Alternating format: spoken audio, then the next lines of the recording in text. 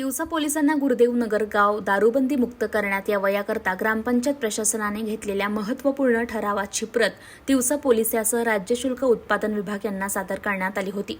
मात्र या प्रकरणी तिवसा पोलिसांनी गुरुदेव नगर परिसरातील अवैध दारू विक्रेत्यांवर केवळ थातूरमातूर कारवाई केली। परिणामी 1 आठवड्यानंतर अवैध दारू विक्री आणि मटक्याचे व्यवसाय पुन्हा फोफावले। दैनंदिन वाढत जाणाऱ्या अवैध दारू विक्री, मटका, जुगार यातून उद्भवणाऱ्या कौटुंबिक कलहाला कंटाळत अनेक कुटुंबात सतत वादविवाद होत असतात। म्हणून ग्रामपंचायत प्रशासनाने या संदर्भात शेकडो महिलांच्या उपस्थितीत गुरुदेवनगर ग्रामपंचायत हद्दीतील सर्व अवैध दारूची दुकाने बंद व्हावीत असा ठराव सर्वानुमते घेण्यात आलाय। यावर ठोस कारवाई न झाल्यास शेकडो महिलांच्या उपस्थितीत गुरुदेवनगर दारूबंदी संदर्भात शेकडो ग्रामस्थांच्या उपस्थितीत रास्ता रोको आंदोलन करण्यात येईल असा इशारा यावेळी प्रशासनाला देण्यात आलेला आहे। आजची ग्रामसभा ही आम्ही दारूबंदी या विषयासाठी घेतलेली ग्रामसभा होती। याआधीसुद्धा आम्ही विशेष ग्रामसभा म्हणून घेतलेली होती।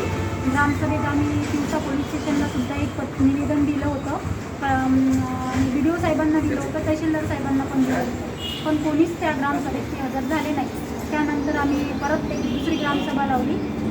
आमचं गाव हे राष्ट्रसंतांची कर्मभूमी आहे, आमचं गाव हे व्यसनमुक्त असावं अशी आमची सर्व महिलांची इच्छा आहे।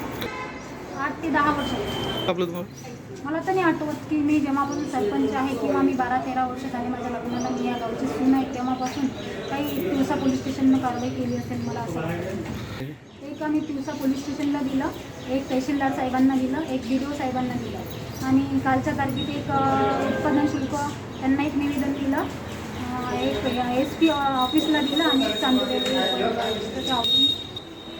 बस एकच मागणी राहील। 21 तारखेपर्यंत दारूबंदी हा विषय निकालीत लागला तर ठीक, नाहीतर आम्ही 22 तारखेला हायवे नंबर 6 वर चक्का जाम आंदोलन करू।